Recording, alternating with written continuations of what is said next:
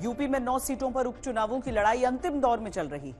BJP की तरफ से योगी आदित्यनाथ ने पूरी ताकत झोंक दी है, तो दूसरी तरफ अखिलेश यादव एक के बाद एक सियासी चाल चल रहे हैं। दोनों नेताओं की ओर से ताबड़तोड़ रैलियों में एक दूसरे पर जमकर जुबानी प्रहार किए जा रहे हैं। वोटर्स को अपने पाले में करने के लिए साम दाम दंड भेद की हर नीति जैसे अपनाई जा रही है। गड़े मुर्दे कच्चे चिट्ठे सब खोले जा रहे हैं। हालात इतने आक्रामक बन चुके हैं जैसे यही जंग अंतिम, यही जंग भारी। सबका साथ और परिवार का विकास।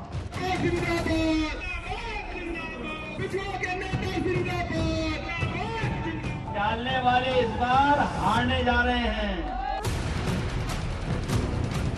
20 तारीख को मतदान, 23 तारीख को मतगणना और समाजवादी पार्टी की साइकिल सैफई के उनके गैराज में पहुंच। तो वोटों की जो सुनामी आएगी अब आप देखेंगे जिस तरह, तो पता नहीं चलेगा भारतीय जनता पार्टी का। बीएसपी भी अकेले ये चुनाव लड़ रही है, तो तब से बीजेपी व सपा गठबंधन की नींद उड़ी हुई है। चंद दिन बचे हैं प्रचार में जोर के, इसलिए शोर ज्यादा है आरोपों का। हर सीट पर जैसी जंग छिड़ी है, उसने इन 9 सीटों के उपचुनावों को भूतो न भविष्यति बना दिया है। 20 नवंबर को एक रहेंगे और उस दिन 2 बातें मत भूल जाना, भूल कमल का फूल, फिर राम मंदिर कमल का फूल। प्रतिशत में कहें तो 100 में 100% समाजवादी और इंडिया गठबंधन जीत रहा है, और सीटों में कहें तो 9 में से 9 इंडिया गठबंधन और पीडीए जीतने जा रहा है। उपचुनाव बहाना है, लेकिन भविष्य की राजनीति पर निशाना है। इसीलिए हार तो किसी की कल्पनाओं में है ही नहीं, और बड़ी जीत से नीचे कोई सोच नहीं रहा। ये चुनाव मौका है हिंदुत्व की राजनीति के नए संस्करण कटेंगे तो बटेंगे की परीक्षा का। अयोध्या में 500 वर्षों का इंतजार क्यों हमें करना पड़ा? क्योंकि हम बटे थे। काशी में क्यों हमें अपमान झेलना पड़ा था? क्योंकि हम बटे थे। मथुरा में क्यों अपमान झेलना पड़ा? क्योंकि हम बटे थे। और जब बटे थे तो कटे थे। बटना नहीं है, एकजुट होना है। समाजवादी की नई अवधारणा जुड़ेंगे तो जीतेंगे का दमखम जांचने का। वो बांट करके राजनीति करना चाहते हैं, हम समाजवादी लोग पीडीए का नारा देकर के जोड़ करके राजनीति करना। ये चुनाव मौका है ये बताने का कि दलित वोटों की सियासत का सिकंदर कौन है। जनता का ध्यान बांटने के लिए अब बीजेपी बटेंगे तो कटेंगे, और सपा एंड कंपनी के लोग क्या कह रहे हैं, जुड़ेंगे तो जीतेंगे। जबकि इनकी हर मामले में रही दोगली सोच व नीतियों को ध्यान में रखकर वास्तव में होना ये चाहिए कि बीएसपी से जुड़ेंगे तो आगे बढ़ेंगे व सुरक्षित भी रहेंगे। ये बताने का चुनाव है कि सिर्फ अमीर राज नहीं करेंगे, गरीब भी मेहनत करके आगे बढ़ सकते हैं और गरीब भी अपने लोगों की लड़ाई लड़ सकते हैं। ये बताने का समय है, क्योंकि बाबा साहब अम्बेडकर ने हमें मुख्य धारा में लाने के लिए वोट का अधिकार हमें दिया था। ये चुनाव ही ये बताएंगे कि 27 की हवा किस ओर बह रही है। लोगों का भरोसा भारतीय जनता पार्टी के प्रति और बढ़ा है। हम 2027 में प्रचंड बहुमत के साथ आए। गणेश का चुनाव अलग तरह का संदेश देगा, न केवल जीत का संदेश देगा बल्कि 27 में सरकार बनवाने का भी संदेश देगा। उपचुनावों के ताप से यूपी की सियासी जमीन तप रही है। रोज नए बयान और आरोपों ने सारे सामाजिक और राजनीतिक समीकरणों को हिला रखा है। सोच पर संग्राम है। नरेंद्र मोदी जी उन्होंने एक नारा दे दिया है, जैसे सबका साथ सबका विकास, वैसे दे दिया है एक रहेंगे तो सेफ रहेंगे, वही नारा है। और उस पर उसके अलावा कटेंगे तो बटेंगे क्या आप मेरा देखिए, मैं इस पर कोई टिप्पणी नहीं करूंगा, लेकिन मेरा नारा या मेरे जैसे सभी करोड़ों कार्यकर्ताओं का नारा, जो हमारे प्रधानमंत्री जी का नारा है, वही नारा है। ये अंदर ही अंदर भारतीय जनता पार्टी के जो मुख्यमंत्री हैं उनकी कुर्सी गिराने के लिए सुरंग खोद रहे हैं। ये बीजेपी वाले और हमारे योगी जी बारूद की सुरंग खोद रहे हैं, और उन्हीं के अपने लोग उनके नीचे नीचे कुर्सी कैसे छीन लें उसके लिए सुरंग खोद रहे हैं। नियत पर रार ठनी है कि जहां दिखे सफाई वहां बिटिया घबराई। वर्तमान के मंच पर भविष्य की भविष्यवाणियां हैं। महाराष्ट्र का चुनाव के बाद उत्तर प्रदेश की भी कुर्सी बदल जाएगी, छिन जाएगी। ये हमारे मुख्यमंत्री जी समाज में अंदर ही अंदर बारूद बिछा रहे हैं, लेकिन इनकी कुर्सी छीनने के लिए भी इनके पीठ नीचे नीचे सुरंग खोद रही है। ये उपचुनाव ये भी इशारा कर रहे हैं कि बदल रही है यूपी की दशकों पुरानी राजनीति भी। पुराने धुरंधरों के सामने नए खिलाड़ियों की चुनौतियां भी बढ़ रही हैं। वोटों के तय समीकरण बिगड़ रही हैं। ये उपचुनाव वो तस्वीर दिखाते दिख रहे हैं जो यूपी में आने वाले दिनों की राजनीति का नक्शा खींचेंगी। हम लोग जीत के लिए आए हैं। उपचुनावों में सारा खेल राजनीतिक धारणा का है। बीजेपी बड़ी जीत हासिल करके ये जताना चाहती है कि लोकसभा की हार उनकी तरफ से अति आत्मविश्वास का नतीजा थी, जनता की नाराजगी नहीं। समाजवादी पार्टी जीत के ट्रेंड को कायम रखते हुए ये धारणा बनाना चाहती है कि लोकसभा की जीत निशाने पर लगा तीर था, कोई तुक्का नहीं। इसी क्रम में मुद्दे भी बड़ी तेजी से बदल रहे हैं। सीएम की कुर्सी, पोस्टर वॉर, पहनावा, बुलडोजर, जाति, सनातन, आरक्षण, संविधान, यानी हर वो मुद्दा जो मतदाताओं को प्रभावित कर सके। ये बच्चे बचाए थे, मेरा बच्चा नहीं मिल रहा है। मेरे हाथ जिल कर निकालते बच्चे का कोई पता ही नहीं है मेरा बच्चा किधर है। झांसी मेडिकल कॉलेज में हुए हादसे पर सियासी आर पार का मूड है। बैठे बिठाए समाजवादी पार्टी को एक मुद्दा मिल गया। बीजेपी के सामने ये हादसा एक सवाल बन चुका है।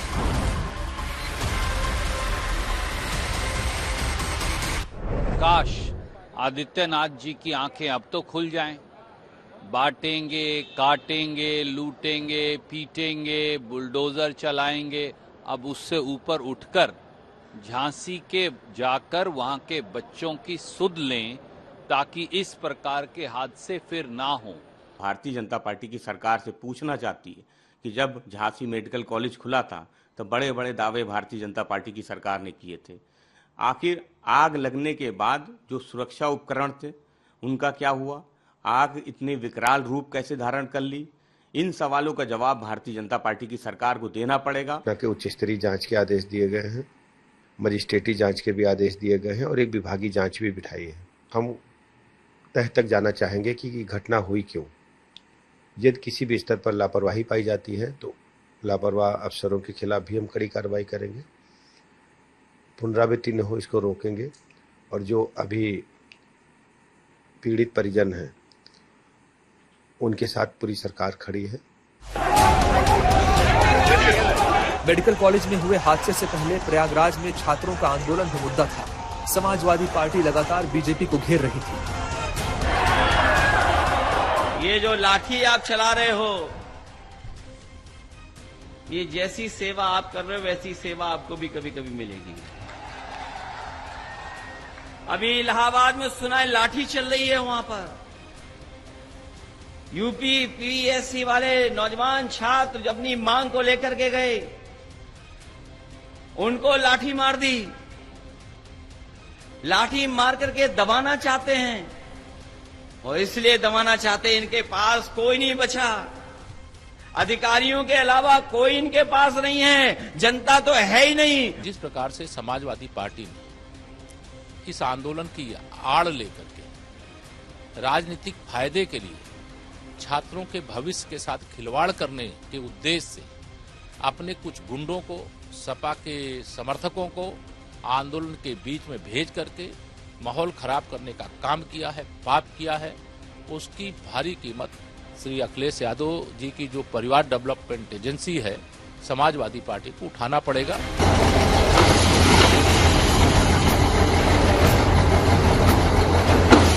बुलडोजर के इस्तेमाल पर सुप्रीम अदालत ने एक फैसला सुनाया तो वो भी यूपी की उपचुनावी राजनीति से जुड़ गया और इसको लेकर बीजेपी समाजवादी पार्टी आमने सामने आई।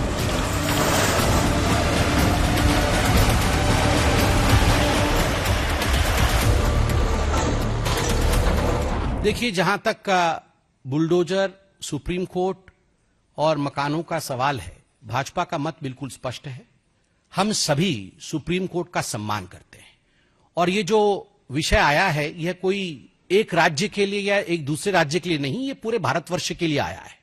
स्वाभाविक रूप से आज भारतवर्ष में कानून का राज है, संविधान का राज है, जो भी यहां होता है संविधान के अनुसार होता है। मैं सख्त अभिनंदन करता हूं सुप्रीम कोर्ट का और पूछना चाहता हूं भाजपा के ऊपर वालों को, अब आप क्या करेंगे और जो नुकसान आपने पहुंचाया इस देश की छवि को, उसकी भरपाई के लिए क्या माफी मांगेंगे?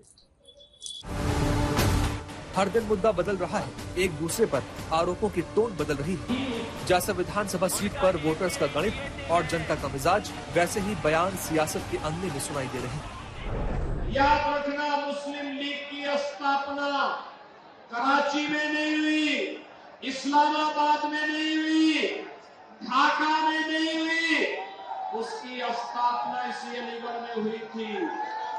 वे खतरनाक मंसूबे अभी भी समाप्त नहीं हुए और इसीलिए मैं आया हूं। उस समय जो काम समाज को बांटने का, उस समय जो विभाजन की खाई समाज को बांटने का मुस्लिम लीग कर रही थी, वही कार्य तो आज समाजवादी पार्टी आपके बीच में कर रही है,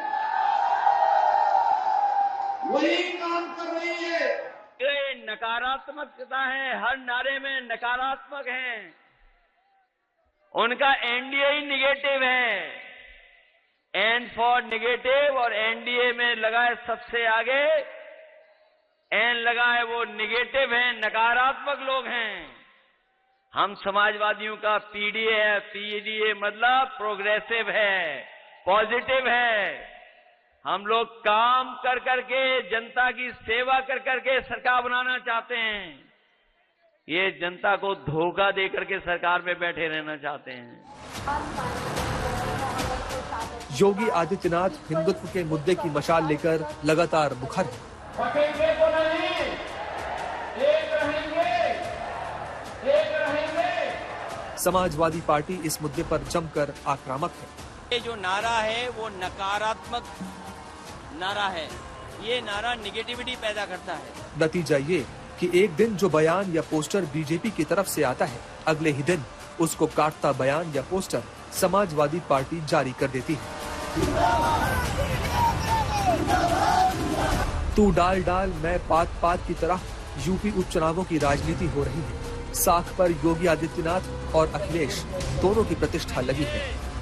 बीजेपी 9 में से 8 सीट पर चुनाव लड़ रही है और 1 सीट अपनी सहयोगी आरएलडी को दी है। समाजवादी पार्टी सभी 9 सीटों पर चुनाव लड़ रही है और गठबंधन इंडिया की अकेले नुमाइंदगी कर रही है। योगी बड़ी जीत दर्ज कराकर ले गए तो पार्टी में उनका कद और भी बढ़ेगा और लोकसभा चुनाव में मिली हार का मतलब भी हो जाएगा। अगर बाजी अखिलेश के हाथ लगी तो वो गठबंधन इंडिया का बड़ा चेहरा तो बन ही जाएंगे, यूपी में भी उनकी पार्टी मजबूत स्थिति में पहुंच जाएगी, जिसका लाभ 2027 में मिल सकता है। राजनीति में वैचारिक तल्खियां और दूरियां तो होती ही हैं, लेकिन लोकसभा चुनावों के नतीजों के बाद से राजनीतिक रिश्तों में खटास आई है और ये खटास चुनावी माहौल में और बढ़ चुकी है। प्रचार के अंतिम दिन के अंतिम मिनट तक ये जंग ऐसी ही आक्रामक रहने वाली है, इसमें किसी को कोई संशय नहीं।